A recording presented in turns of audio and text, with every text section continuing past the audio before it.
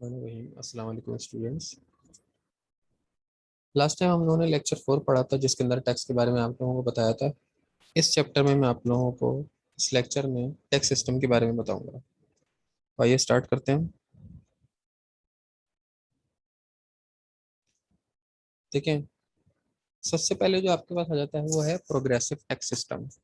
दुनिया में 4 किस्म के टैक्स सिस्टम फॉलो किए जा रहे होते हैं, या ये समझ लें कि ये टैक्स सिस्टम के मॉडल्स हैं।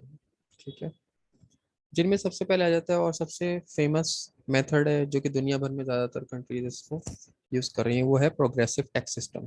प्रोग्रेसिव टैक्स सिस्टम में क्या होता है कि इसके अंदर सीधा सीधा ये समझ लें कि किसी कंट्री की जितनी ज़्यादा आमदनी लोगों की होती जाएगी उतना ज़्यादा उनके ऊपर टैक्स बढ़ता रहेगा। यानी कि इनकम बढ़ेगी तो टैक्स रेट बढ़ेगा, और टैक्स रेट बढ़ेगा तो इट मीन्स कि ज़्यादा टैक्स पे करना पड़ेगा।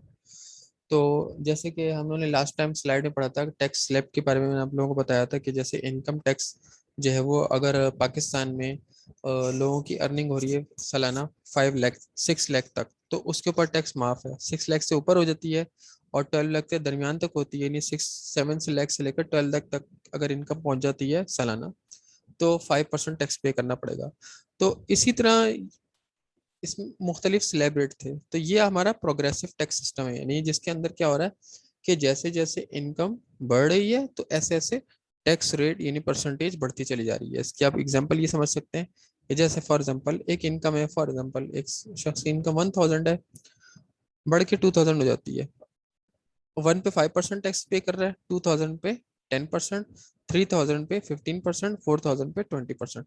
जैसे जैसे इनकम बढ़ती चली जा रही है वैसे वैसे टैक्स रेट बढ़ता चला जा रहा है, और हम इसको इससे मल्टीप्लाई करके टैक्स रेट को इनकम से मल्टीप्लाई करके यहाँ पे आंसर लिखते चले जा रहे हैं। ठीक है, तो देखिए 50, 200, 450 और 800।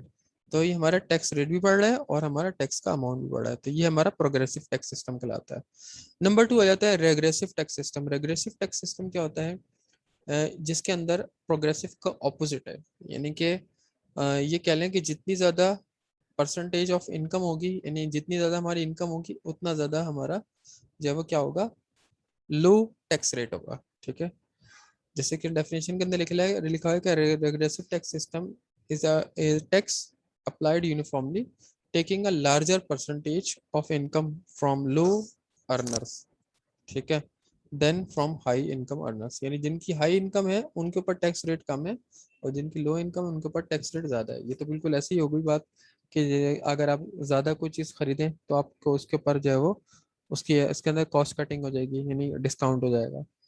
तो जैसे कि टैक्स, इससे पहले इनकम 1000 जिसकी है तो उसको 10% टैक्स पे करना पड़ रहा है, 2000 हो जाती है 7% है, 3000 पे 5% हो जाती है, और 4000 पे 4%। तो ये सिर्फ मैंने एग्जांपल समझाने के लिए आपको बताई है।